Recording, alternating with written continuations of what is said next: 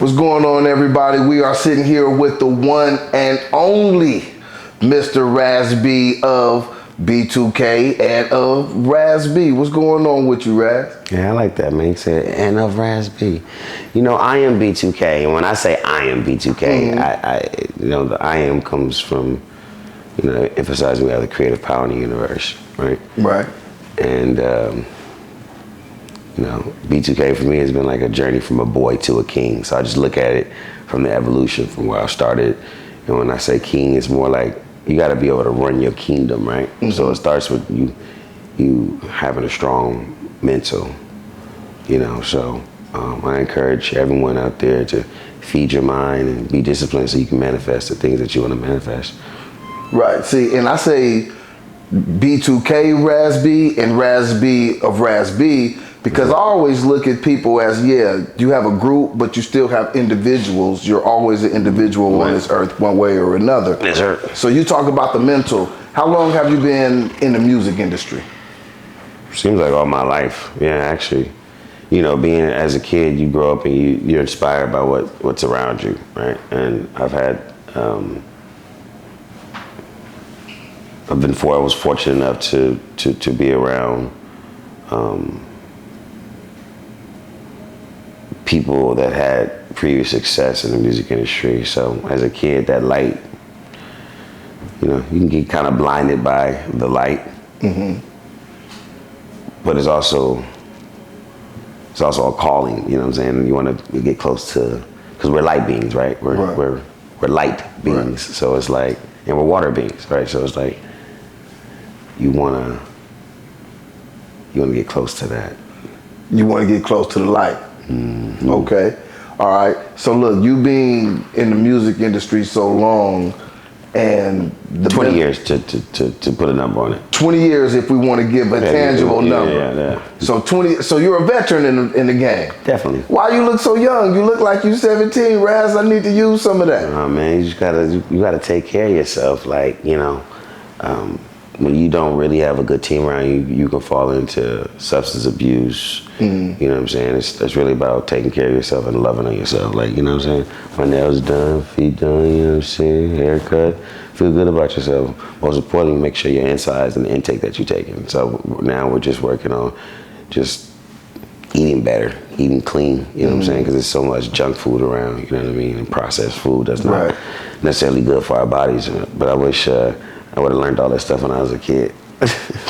Well, you're learning it now.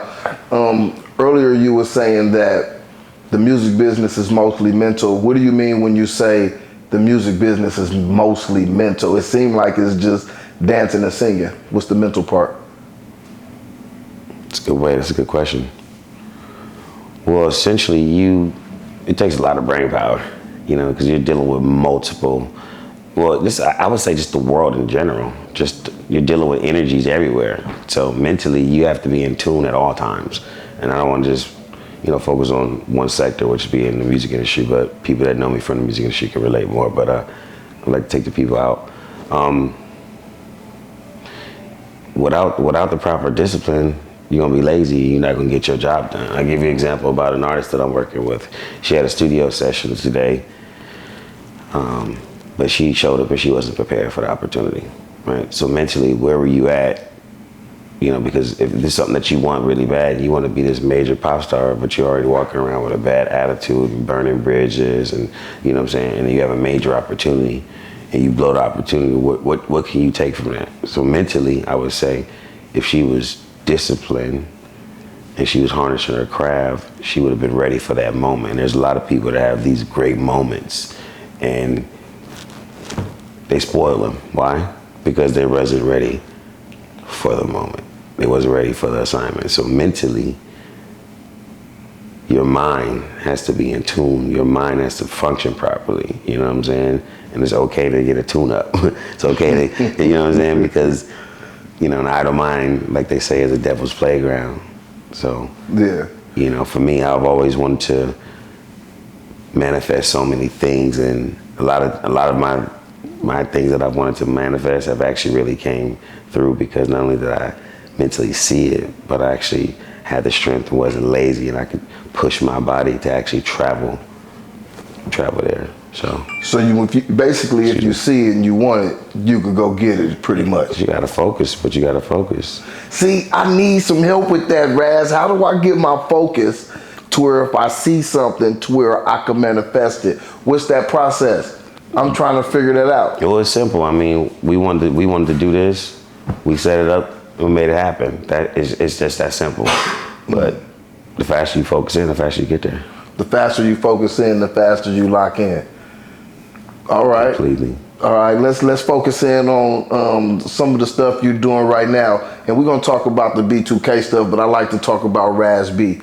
You know what I'm saying? Like, man, I heard some music. I be going through your page. You know, I listen to your shit. I talk to you. You know what I'm saying? And I've been hearing some new hotness, man. What's going on with the music, Raz? I just love making music. I think coming from a group and embracing the journey of creating music with yourself and other new collaborators, excuse me. You, especially if you're driving the ship, you get to explore and like try new things without the pressures of whether it be the label, whether it be a certain standard, because I had a major machine, pushing and building B2K and all of those songs, and it takes a village to raise a child, so I get it. Yet at the same time, as a solo artist, independent solo artist, without being signed to a major billion-dollar company, let's say Sony, for example, you get to find your sound. And that's what I love about Janae Oko's career. She started really young. She actually got signed when B2K got signed by Tommy Mottola. Music that she was making was really dope, but I think the time that she had off to grow and mature really developed her into the artist that she is today. Mm-hmm. So, I think great example. Another one, Justin Timberlake. So, for me musically, I find myself going to the studio when I have something to say. I remember Lloyd telling me this years back. He just said, I just leave it all in the studio. You know what I'm saying? And, as long as there's someone here to remember us or listen to our music, it can live beyond us. So, stepping up in the booth, it's a serious approach. It's, immortalizing. Like it's, they say it's forever, but, Yeah.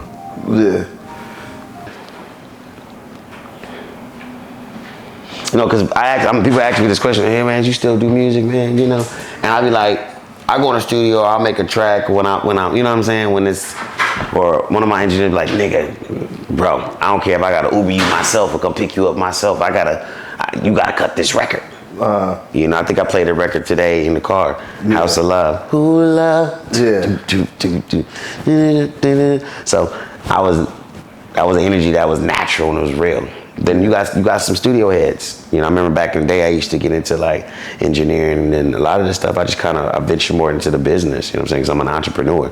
And it's like but now that I'm older now, I'm realizing that I want to get back into that and learn the pentatonic scale when it comes to, playing the guitar and just really becoming a true musician, not just an artist, but a true musician in the craft. Because there's a lot of people out there that actually harness their craft as true musicians. So I asked myself, coming up in this industry and making music, was this something that I wanted to do? Was this somebody else's dream, right? Because I may have a vision, I may be inspired by some things, but but you just never know how life's going to turn out, because you don't, or maybe you do.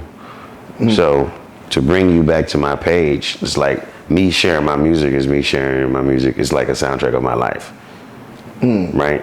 So I definitely encourage people when I do release something, to check it out, because I got something to say, you know what I'm saying? And my story is no different than anyone else's story. We all have a story to say. It's just, can you get your story out there, Right.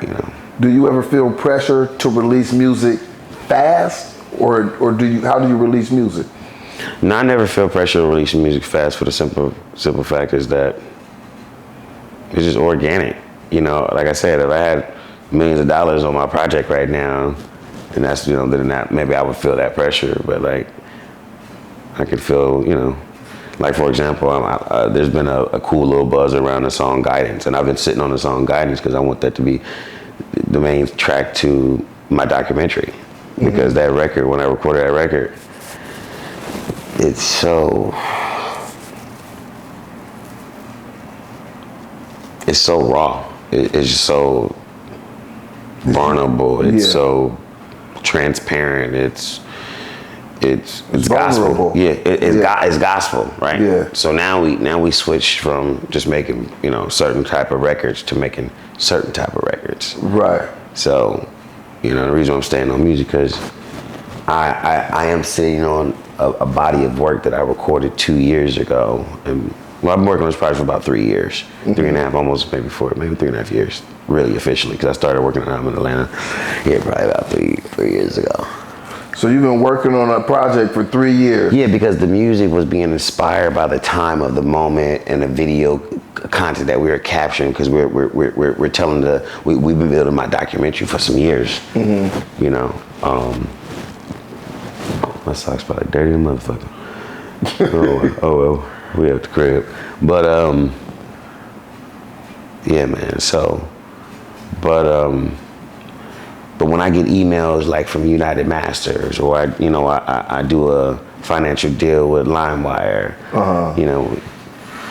and it's for my music projects and stuff like that, that starts to put my brain back into different stuff because I still like making music.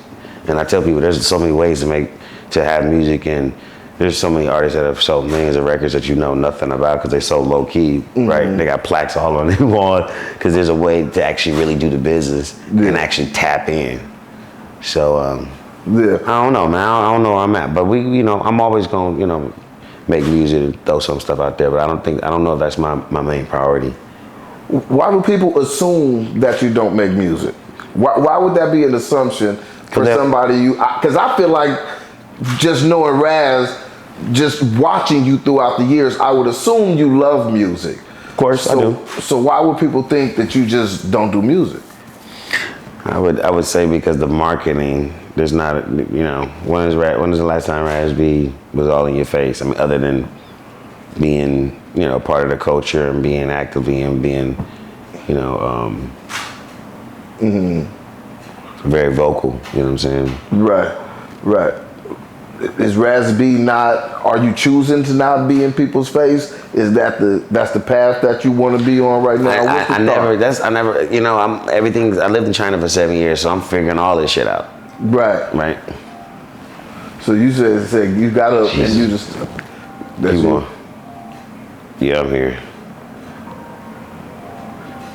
Keep going. Oh, I was seeing who was ringing over there. It's all good. Yeah, no, this shit is really good. This is a good question because you got me thinking. Yeah, well, because it's like therapy. Yeah, well, therapeutic. That's what we doing. Because see, what crosses my mind is Raz B love music, and people would assume you love music, but at the same time, some of those same people would ask you, why aren't you doing music? Why do you think they would assume that when you are doing music? What would make their mind go there? It would have to be because maybe they really wished they're sharing at that moment. They're probably sharing a nostalgic moment, right? Right. And I think they're just curious to know if you, because there's still followers, there's still people that remember or connect or resonated with some of our previous work. You could think that they would love to, maybe that they haven't seen you, or you can also feel that they really want to see you. So I think it's a combination of both, depending on where it's coming from and who it's coming from, right? And what their intentions is for accident. Are they prying? Are they antagonizing? Are they encouraging, right? So, but in a perfect world, if somebody put the bag behind me, it would be really nasty. If somebody put the bag behind you, it would be nasty. Yeah. Now, why isn't the bag behind you? I don't know. I made that my focus, right? I'm fundraising and working on $15 million films and things of that nature, right? Versus, if I was going to do like, damn, Raz, do you really want to do this solo shit? That's never been my, you know what I mean? So it's not your forte. Yeah, I mean, it's not that I can't do it, you know what I'm saying? But it's like, you know, B2K. What the fuck we talk about? That's the bag. Like, what the fuck? Right. I did that already. You know what I'm saying? So, Right. for me, it's like we're gonna go all the way to A-list, and if that's the ship I gotta get on to get there, then stay there. You know what I'm saying? Do you think that you can grow to the same size of an artist on your own as you were, as B2K was as a group? I think, I don't want to say I'm bigger than the group, but when you have the receipts that I have, I mean, I'm a very important piece to that, making that whole thing work. Right. Wait. Hold on. If I heard right, you was just a backup dancer. If I heard right, you were a backup dancer. I wonder who wrote that. I don't think even Amari even wrote that. So that's just the words going out. No. It came on the verses. No. It was written on the Instagram, but I don't know if he wrote that. It doesn't matter if he stood by it, because I also read something on his page that he's not going to perform R. Kelly songs, but you was really happy to perform an R. Kelly record. So I'm just confused, and the thing is, I don't really like. I love O. I personally have a lot of understanding for O side more than anybody, right? So I feel like I'm the one I'm pretty neutral when it comes to a lot of the friction that's in the group, and also cause a lot of it too, right? But my heart is always in the right place. So, interesting. So yeah, but the whole backup dancer thing, how does that strike you? Whether it's said or not, it becoming something that's in the public lexicon, right? How much did you have to do with the music and what went on with B2K? Let's clear that up. So, you know what I'm saying? So there don't be any question about, well, what did Raz do? Was he a backup dancer? Nah, I don't, you know. When people see my documentary, I'll let the people speak for it. You'll be surprised. But I've been called a genius numerous of times. I've heard things like I'm the Michael Bivins of B2K. People know what it is. People know what it is. So just take that whole statement and dismiss it. I mean, you see what came right after it? What came after it? You got served, man. Man, how do you watch that, knowing that you were such an integral part of him being able to make it to that platform? What do you say? Damn, I should have got an invite, or you just like whatever? No, I mean, we gave it to you. You know what I'm saying? When you can learn, as a creator, you can be jealous of yourself, right? So I blessed you with that, just like I blessed you with the tour. Me. Yeah. Paperwork here. Yeah. You want nothing that you're doing here. This is something that I'm doing, right? Just like I got a call today. I have the money for the movie. Right. It's like, you know what I'm saying? When you the truth, when you the seed, it all got to come back to you. Everything. Right. So when I see, I ain't worried. Is there something that's going on, so there's nothing to worry about because you already know your baseline in it? Yeah, but I have my own personal opinions that, you know, I will address at a later date. You know, but right now I like where everything is at. So right where I like it. Yeah, everything seems to be right in front of you. I'm just watching the way you seem happy watching you maneuver through the city and handle business, man. Raz, you really handle business. How did you pick up being such a entrepreneur, the business part of you? Being, you know, for Raz B, the entrepreneur, comes from my family. We're a family of entrepreneurs.